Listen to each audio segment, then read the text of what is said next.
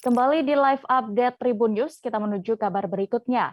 Satgas Gabungan Kota Pangkal Pinang, Kepulauan Bangka Belitung mendatangi satu persatu tempat hiburan malam atau THM. Tim gabungan yang terdiri dari Polres Pangkal Pinang, Badan Narkotika Nasional Kota, Satuan Polisi Pamung Praja, dan Pemadam Kebakaran, hingga Dinas Kesehatan dan Badan Penanggulangan Bencana Daerah Kota Pangkal Pinang juga turut dalam kegiatan tersebut. Selengkapnya akan disampaikan Cepi Merlianto, jurnalis Bangka Pos yang kini sudah terhubung bersama kami. Halo rekan Cepi. Halo rekan Dea. Mengapa petugas gabungan ini mendatangi sejumlah kafe atau THM di Kota Pangkal Pinang?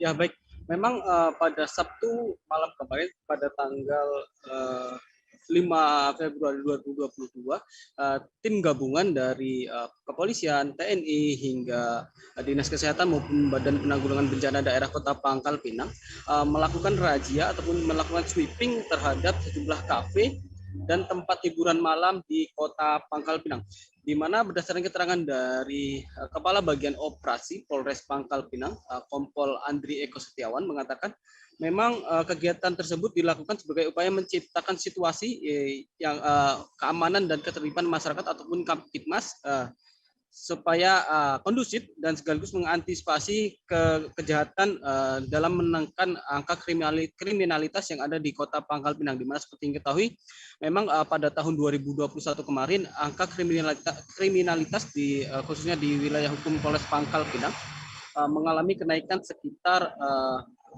5%, begitu rekan Dea. Lalu ada berapa tempat yang didatangi oleh petugas gabungan?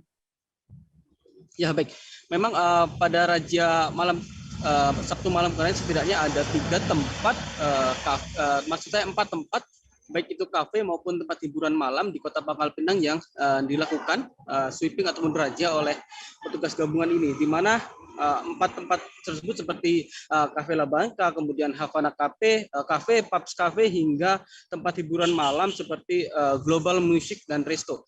Di mana di keempat tempat tersebut petugas juga melakukan sosialisasi protokol kesehatan hingga melakukan tes urin maupun melakukan tes usap massal kepada sejumlah pegawai maupun pengunjung yang ada di tempat-tempat tersebut.